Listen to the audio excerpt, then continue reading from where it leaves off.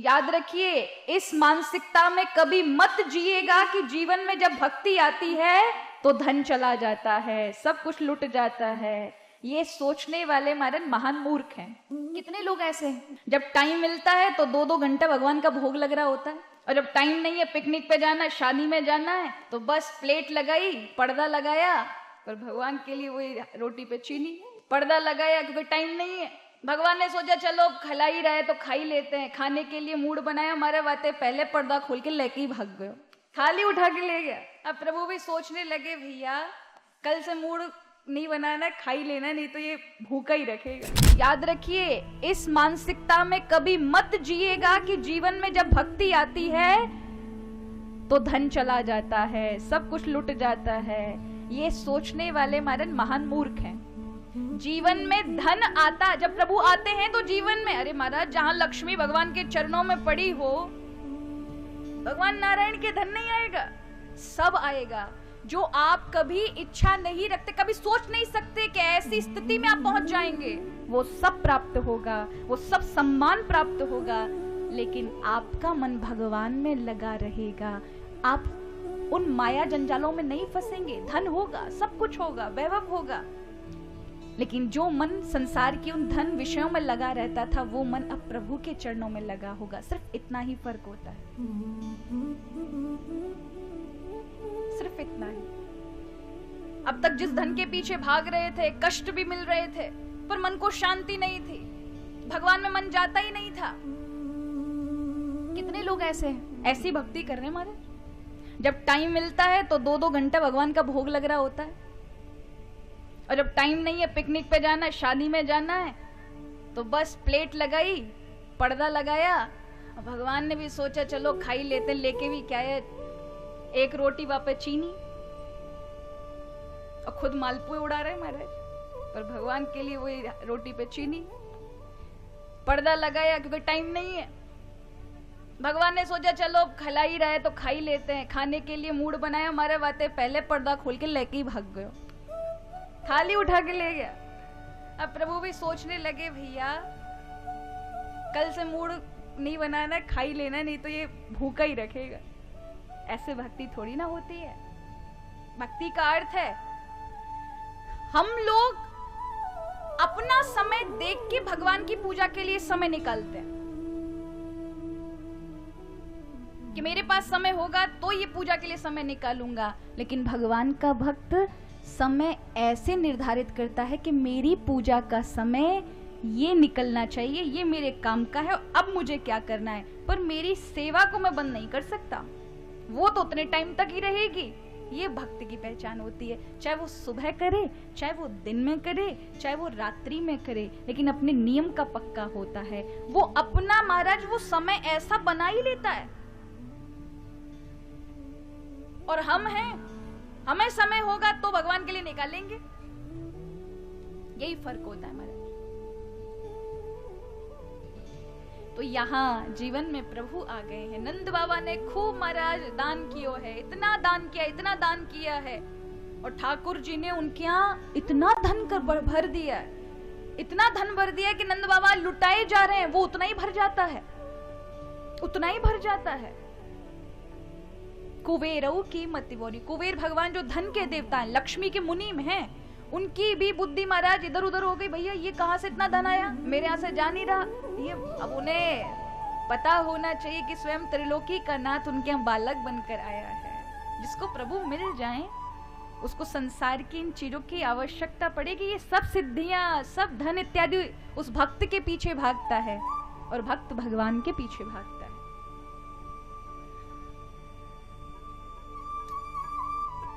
तो धन इतना दिया महाराज, तो यहाँ वर्णन आता है हाथी दीने, घोड़ा दीने, और दीने कहते नंद बाबा ने इतने हाथी दान किए, इतने हाथी दान किए, इतने हाथी दान किए। तो नंद महोत्सव को देखने के लिए बड़े बड़े देवता भी आए थे। भोलेनाथ कैलाश पर्वत से आए, ब्रह्मा जी आए, इंद्र आए, नारद आए, सब आए।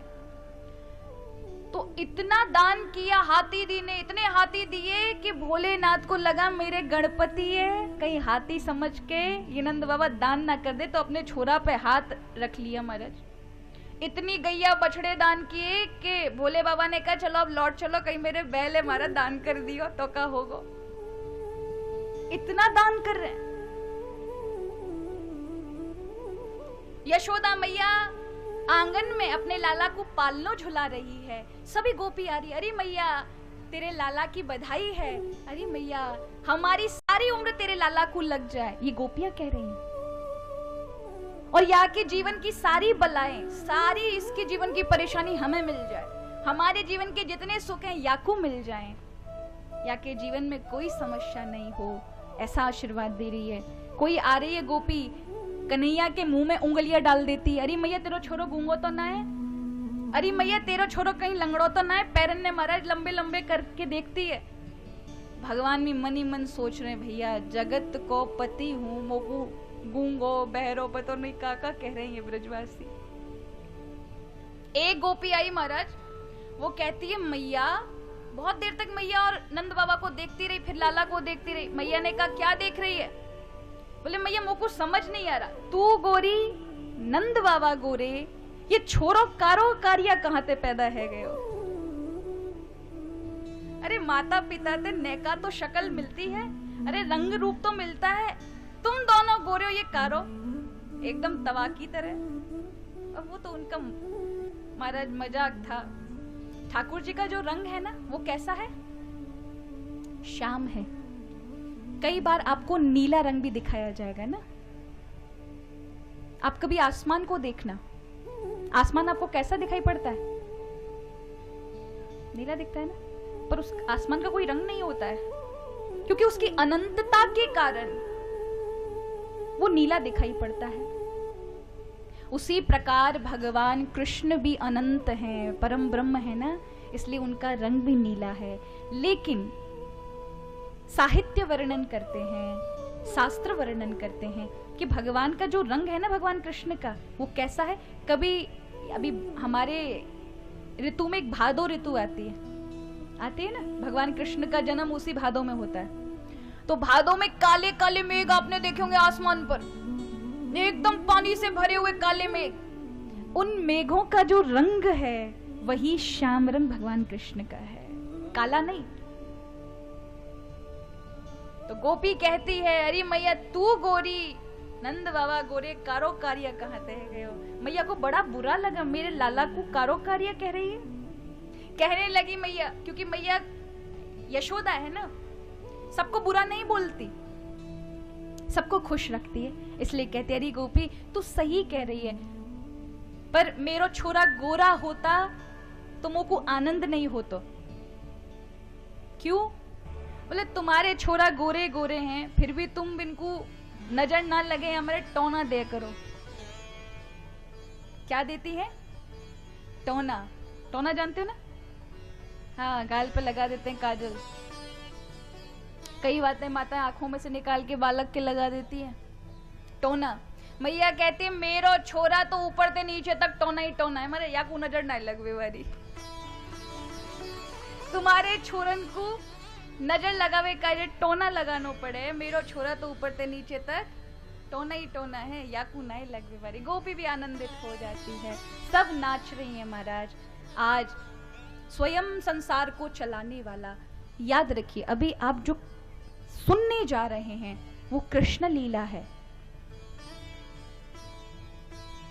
कल और परसों में आज बाल कृष्ण लीलाएं सुनाई जाएंगी, तो कल केवल भगवान कृष्ण का जीवन सिर्फ इतना ही मत मान लीजिएगा कि यशोदा जी के यहाँ जन्म हुआ, माखन मिश्री खाई, गैया चराई, गिरिराज जी उठाए, रासलीला की और भगवान चले गए मथुरा।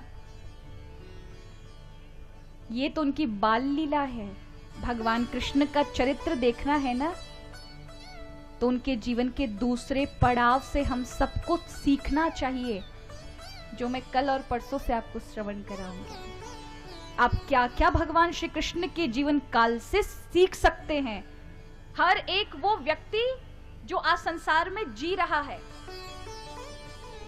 किस प्रकार का व्यवहार हम लोगों से रखें कि लोग हमारे विरोध में खड़े कभी ना हो। किस प्रकार का व्यवहार हमें हमारे परिवारजनों से रखना है कि सब में प्रेम बना रहे।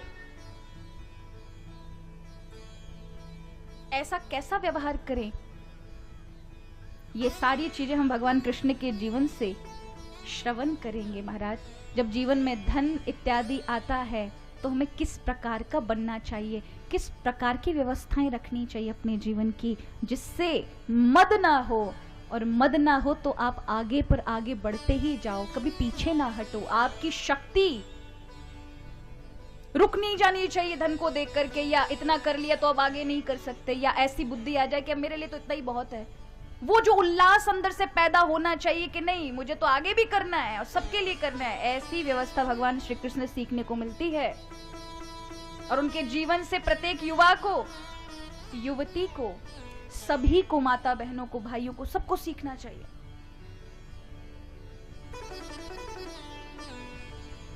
तो ये तो बाल लीलाएं हैं जो हम श्रवण कर रहे हैं, लेकिन इस बात को हमेशा समझिएगा, भगवान कृष्ण का जीवन का मतलब केवल माखन मिश्री खाना नहीं है।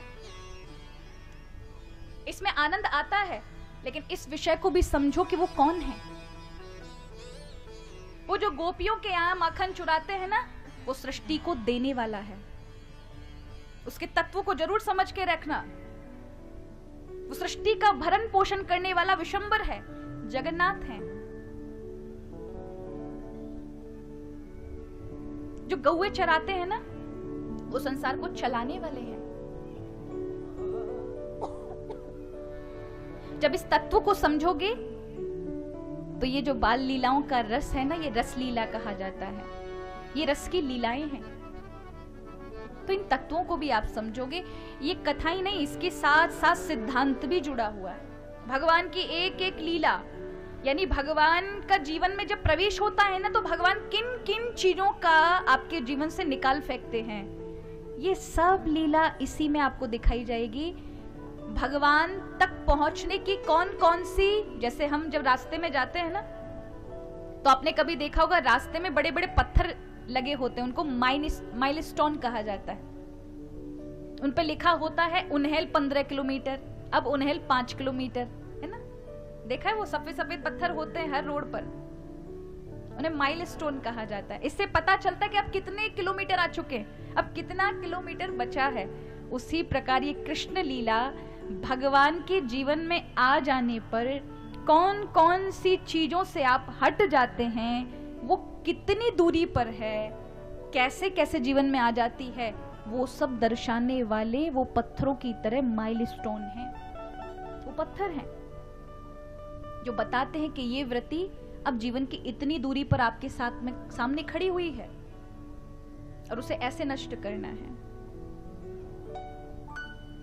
तो भगवान श्री कृष्ण का ये रस लीला, बाल लीला जो रस को देने वाली है, माधुर्य लीला कहा जाता है इसे।